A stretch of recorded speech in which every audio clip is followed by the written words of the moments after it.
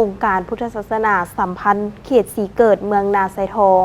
เปิดโครงการบรรพชาสามเณรเพื่ออบรมศีลธรรมแก่ลูกหลานเยาวชนในระยะพักเรียนเฮ็ดให้มีความเข้าใจและเปลี่ยนแปลงทัศนคติพฤติกรรมไปในทางที่ดีขึ้นและมีความเข้าใจต่อหน้าที่ของตนเองซึ่งแสดงออกในการปฏิบัติต่อครูบาอาจารย์พ่อแม่ผู้ปกครองดีขึ้นฮู้คุณพ่อแม่ฮู้โทษภัยและห่างไกลสิ่งเสพติดโครงการบรรพชาสามเณรได้เปิดขึ้นอย่างเป็นทางการในวันที่23มิถุนายน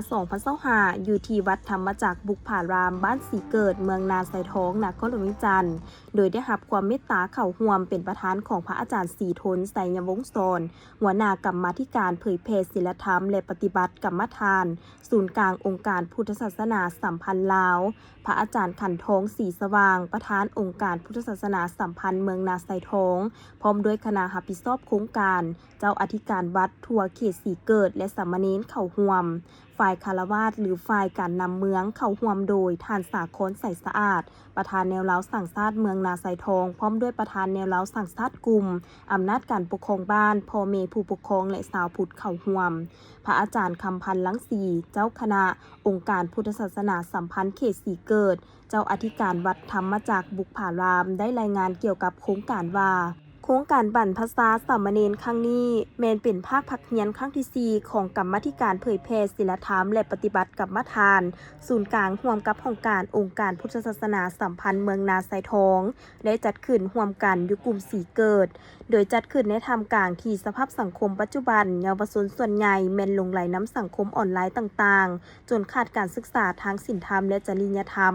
จึงเป็นเหตุให้เยาวชนเหล่านั้นลงเดินไปทางผิดหันไปทางสิ่งเสพติดก่อให้เกิดปัญหายุ่งยากวุ่นวายขึ้นในสังคม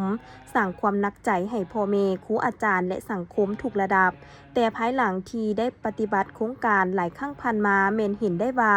เยาวชนที่ผ่านโครงการมีความเข้าใจและเปลี่ยนแปลงทัศนคติพฤติกรรมไปในทางที่ดีขึ้นและมีความเข้าใจต่อหน้าที่ของตนซึ่งแสดงออกในการปฏิบัติต่อครูบาอาจารย์พ่อแม่ผู้ปกครองดีขึ้นฮู้คุณพ่อแม่ฮู้โทษภัยและห่างไกลจากสิ่งเสพติดดังนั้นทางวัดจึงจะตั้งโครงการนี้ขึ้นเพื่อส่งเสริมให้เยาวชนได้ใช้เวลาว่างให้เป็นประโยชน์และบ่ไปเกี่ยวข้องกับสิ่งเสพติด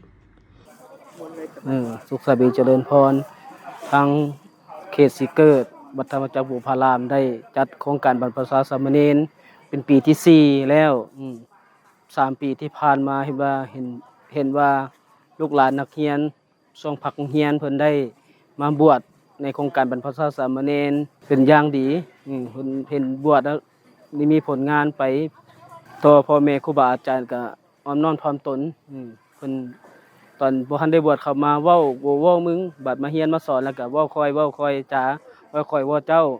เคารพครูบาอาจารย์ผู้เพิ่นชี้สอนออกไปก็เห็นว่าดีนำพ่อแม่พ่อแม่เว้าหยังก็ว่าฟังแล้วปีที่4ก็เห็นว่า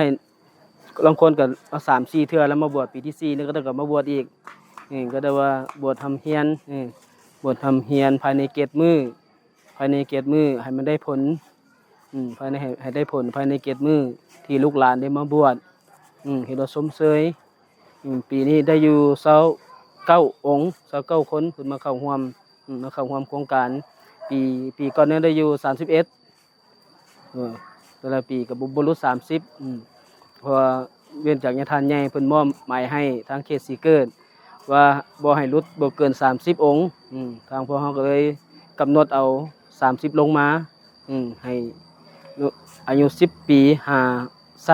50กายมีก็ดำองค์เพิ่นบวชแก่บาแก่สวยเพิ่นว่าได้อยากมาบวชฟังครูบาอาจารย์ปฏิบัติธรรมภายใน7 มื้อให้ได้ผลสินะสำหรับเป้าหมายของโครงการแม่นเน้นใส่รับสมัครเยาวชนอายุ10 ปี50 ปีเพื่อเข้าร่วมอบรมศีลธรรมซึ่งปีนี้แม่นได้มีเยาวชนเข้าร่วมทั้งหมด29 คนที่ได้บวชเป็นสามเณรเพื่ออบรมศีลธรรมศึกษาธรรมะและประพฤติปฏิบัติตนในระยะ7 วันระหว่างวันที่23-29 มิถุนายน 2025ซึ่งตลอดระยะการร่วมโครงการบรรดาสามเณรแม้นจะได้ปฏิบัติกิจวัตรประจำวันคือกันกับพระสงฆ์สามเณรทั่วไป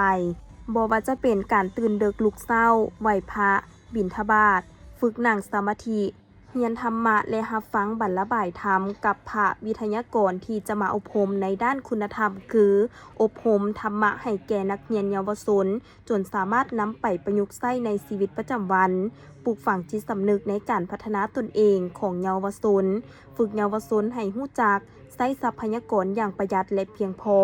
ส่วนด้านคุณภาพเยาวชนจะได้รู้เท่าทันกับสื่อต่างๆรู้โทษภัยและห่างไกลยาเสพติดรู้และเข้าใจต่อหน้าที่ในการปฏิบัติตนกับคนในสังคมและสามารถเปลี่ยนแปลงพฤติกรรมจนกลายเป็นลูกที่ดีของพ่อแม่เป็นศิษย์ที่ดีของครูอาจารย์เป็นพลเมืองที่ดีของประเทศชาติและเป็นทายาทที่ดีของพระพุทธศาสนา